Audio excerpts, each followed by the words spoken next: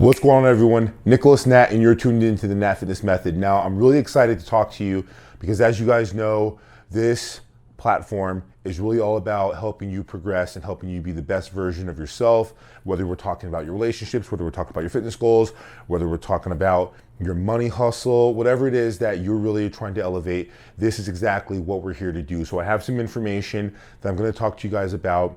And what's really cool about this is I get a chance to connect with different walks of people. So even though my life is really built and cultivated around fitness, whether it's in the bodybuilding, the fitness modeling, or even as an entrepreneur of the gym, I still am getting a chance to interact with not just the same types of people who happen to be intrigued in fitness. You get walks of people who are struggling with nutrition. You get walks of people who are struggling more with their psychology, or you get people who are other entrepreneurs and go-getters who have different tits and bits. And so hopefully this information, regardless of what hat you're wearing or wherever it is that you come from or whatever it is you're trying to see progress, is going to actually help you. So let's go to my board. This board is about true self-progress. And the reason we're going to talk about true self-progress are because really it comes down to two different notions, okay? Ownership and blame. The reason I see that is because ownership and blame, common denominator, even though they're very distinguishable, all involve the individual. They all involve us. And so having the opportunity to really break down the science behind making progress by looking at ownership versus blame hopefully can help give you some strategies, and more importantly, the tools and the confidence you're going to need to be able to make appropriate decisions. So let's get into it. What are they? Ownership, taking responsibility over every situation you encounter. Why is this important? Well, if you're always empowered to do something about a situation, it means that you always have some sort of a say. You always have some sort of control. Now, that's paradoxical to when we look at blame. Deferring responsibility as a result to something or someone else. It's never your fault. It's always her fault, or it's always his fault, or it wasn't my fault because there was a situation. Maybe it happened to be traffic, right? So you're relinquishing power here in blame, and you're always captivating and taking back some sort of power here in ownership. So we're going to move into blame first. And the reason that I want to focus on blame first is really because this is really what prevents people from what we're seeing here in progress. So when we look here at blame, we're going to break down some of the pros and some of the cons of basically why this happens so frequently. So let's start with the cons. Cons are long-term suffering. You can also look at this poor relationship development, depression, there's negative coping strategies, there's a lack of clarity, and then obviously the one that's at the bottom, but obviously it's very important, is a lack of resolve. We'll get into that later. What are some of the pros here? Well, we think about protecting our ego. Guys, this is probably, if not the number one factor that most time blame happens, because our ego is a reflection of the unconscious mind. And we always, as people, whether we're aware of it or not, do whatever we can to protect our ego. So that means defending ourselves when we feel judged or coming up with an excuse, whatever that is. Hence why it's so common among blame. It's easy to do. It's easy to defer that responsibility. It's not emotionally difficult, at least in the moment. It's an easy out, and then obviously it's short term. So if you need an easy out in the short term, your back's up against the wall, again, not the responsibility, taking pressure off yourself, defending your ego, all common things that come associated with the human condition, which we'll talk about here in a second. So why does blame occur? Why does blame occur? Well, it basically comes at three different reasons, right? Shame is felt. So something will happen. Let's say that we get into an argument with a spouse, or we get into an argument with a coworker, and we feel shame behind some of the things that we actually said. Well, what ends up actually happening is that now we need to shelter our ego, right? So we need to defend, and we need to get away from the pain that we're experiencing. And then we can also look at the unconscious mind, or what I like to refer to as the human condition, which is the concept of pain and pleasure.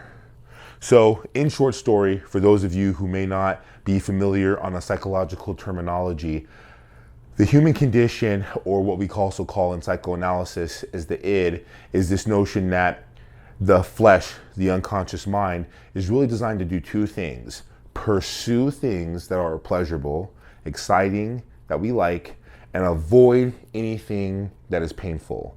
So if we get into this argument, if we go back to the analogy and we're connected to the pain that we feel in the form of shame, then what happens is we're experiencing a tremendous amount of pain. I don't want to be there. I want to move closer towards things that are pleasurable. Well, what's the easiest way of being able to do that? Short term, easy out, not emotionally difficult, fix. And simultaneously, we get to protect our ego. Easily said. How blame usually finds itself unfolding in key situations. We usually do one of the three. We blame others, we blame an event, or we blame a personal inadequate downfall. So an example of this would be like, well, it's not my fault. I did not mean to hit this person, but they said a mean thing that I just could not let slide.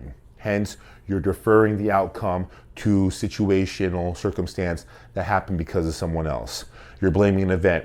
I would be happy, but this traumatizing event, let's just hypothetically say like 9/11, killed my brother or killed my husband or killed my business partner, and with that killed my dreams, and therefore I cannot recover. Now again, these might not be direct things that we're saying to ourselves, but what's actually happening is that becomes the narrative. And the last thing, which is also one of my favorites, it's a personal inadequate downfall. So that might say, well, yes, I messed up, but it's because I was born without a silver spoon in my house. I didn't have the economic advantages that Jill or Scott or Bob or Sue had. I'm the wrong color. I'm the wrong, sex. I have this big nose with my mom, and that's why I'll never be a model, and that's why I'll never be beautiful, and that's why I'll never be loved. All these excuses constantly end up coming, and they're very commonly seen with the ways that blame unfolds. So as a result of that, as a result of constantly living a life in perpetuity, making decisions constantly centered around blaming other things or blaming someone else, what ends up happening? We can get into poor relationships. We can frequently face problems or see the same problems resurface. This one I want to spend a little bit of time on, because what ends up actually happening is that someone said something: the only guarantee in life is change and problems. And I thought that was hilarious in an ironic way, because not only is he absolutely right, the reality is how we actually get better is through problems. Problems are a natural form of friction. So if I'm in the gym and I'm trying to focus on my cardiovascular health, okay? I gotta get my cardio up, or I want to get my strength up in my chest. Okay, I gotta get my strength up. What's going to happen is that we're going to use forms of resistance. I'll be the treadmill, or going outside and running, or doing a chest fly or a chest press. We're going to add weight. That's form of resistance that's going to ultimately break down our cardiovascular system, aka our heart and our circulatory system, or it's going to attach to our chest, and that's going to allow us to elevate. Well, here, if we're seeing the same problems resurface, it means that we're experiencing the same problem. And many times that becomes the narrative of why we don't actually improve, but we remain stagnant in our life, okay? Feelings of hate, anger, resentment, or frustration. So if you're constantly experiencing these feelings every Monday morning, or when you come home, or when you're interacting with somebody, or about yourself, or whenever a situation of blame occurs, you immediately default here, that's reinforcing, and it should be a message to you to sit and think to yourself, maybe I'm feeling these emotions that I don't want to feel, that are such strong negative emotions. What can I do to change that? We could also find that there's a lack of growth in life. And then, worst of all, which I'm actually going to circle, is our quitting mentality. Quitting mentality, what happens? We blame someone or something. It's uncomfortable. We do it over and over the long time, we're sending a message to our conscious mind that it's not our fault. We can't do this. When you surrender power, it means that now you're not in a position to be able to change it. So now if you're playing a game you cannot win, Why would you do that? Like, listen, guys, I'm a huge basketball fan. I'm also a huge Colts fan, right? So let's talk about the Colts. If I were an offensive line, blocking, protecting the quarterback, and at the time, one of my favorite players of all time, Dwight Freeney, is on the defensive end, and my job is to sit here without any formal training, even being at 250 pounds, this guy is going to kick my ass 99.99999% of the time. The 1.0000001% time where he might actually, let up is because he might trip or slip on a banana peel that arbitrarily got put there. I don't know. But the point being, I would be signing up for a game that I know I can't win. Eventually, I'm going to quit. I'm going to walk away from that. So if that's happening on a psychological level, you can see where this is happening. So let's switch gears here and move into a very different topic here, okay? So now we're talking about ownership. Again, this is the paradox of what we just discussed here in blame, and now we're having the opportunity of focusing on ownership. So let's do the same thing and break down a little bit of pros and cons. Let's start here again with the cons. It is uncomfortable. There's the fear of judgment. Sometimes we even feel pain. It's delayed gratification. So it's not that it's not gratifying, it's just that it's delayed, okay? It takes rectification, okay? Immediate shame that eventually, again, delays gratification. We feel out of character.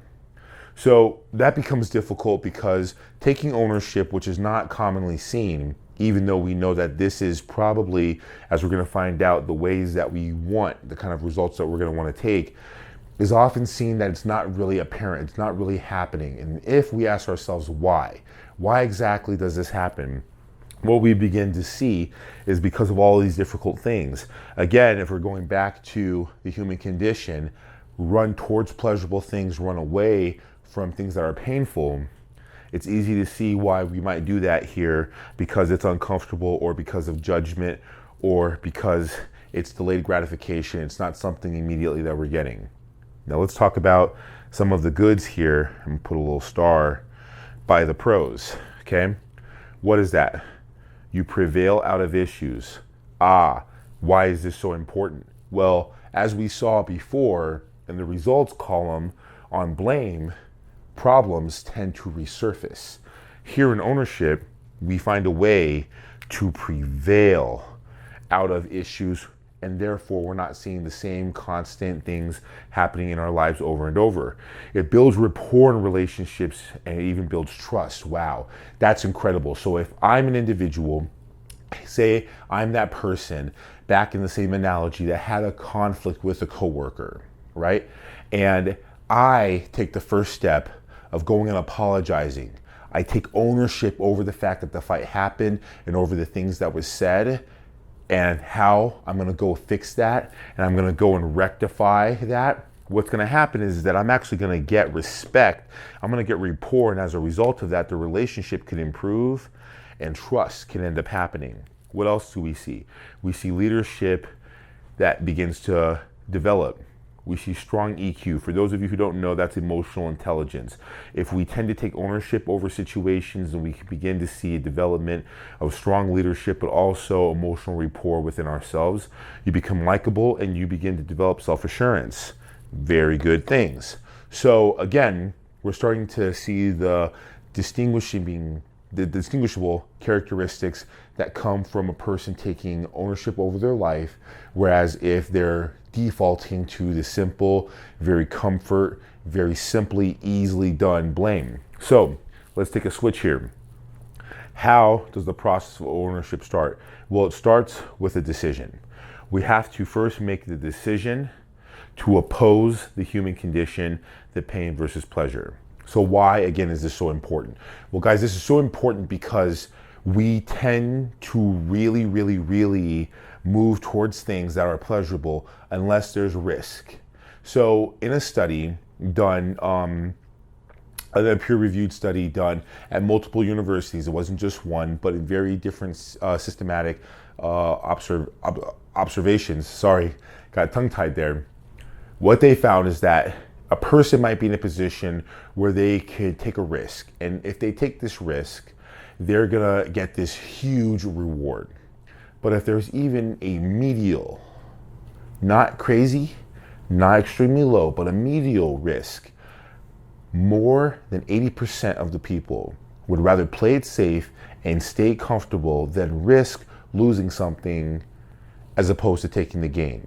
So if we know that our ego plays that much role, we will 90% of the time choose our ego over progress.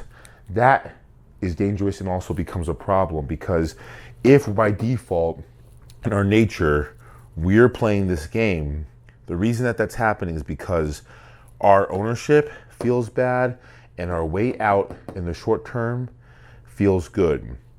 What we also know is that if we are willing to accept the delayed gratification and build on some of these things, we're going to end up getting results that are going to make our feelings skyrocket. So let's talk a little bit about those, the results. Well, as a result, it becomes easier to do over time. How about that? It's kind of like riding a bike or driving or saying I'm sorry. If we're in a position where we can begin to take ownership over situations, and yes, we're not going to be perfect, and hopefully we're not messing up all the time, but even in the event that this is happening frequently, you do it. Your reputation builds and also becomes protected. I think it was Warren Buffett, I could be wrong, but he said it could take a lifetime to build a reputation and 5 seconds to destroy it. So by protecting ourselves and protecting our reputation, by taking ownership, there isn't anything that an enemy or that someone could use against you, because you've already accepted the fact that the fault was yours. Others are comfortable and forgiving more likely. That is important. Again, because we're here on this planet and we are emotional creatures having a physiological experience, which means that it's all about connecting. And so connecting is really about not just seeing a person one time, but fostering growing relationships. That requires bond. It requires a certain type of an intimacy. And if others are more likely to be around you and forgiving when your downfalls, then again, that's going to help you not only increase their efficacy, but also your confidence. Okay? It's also great at building willpower and backbone.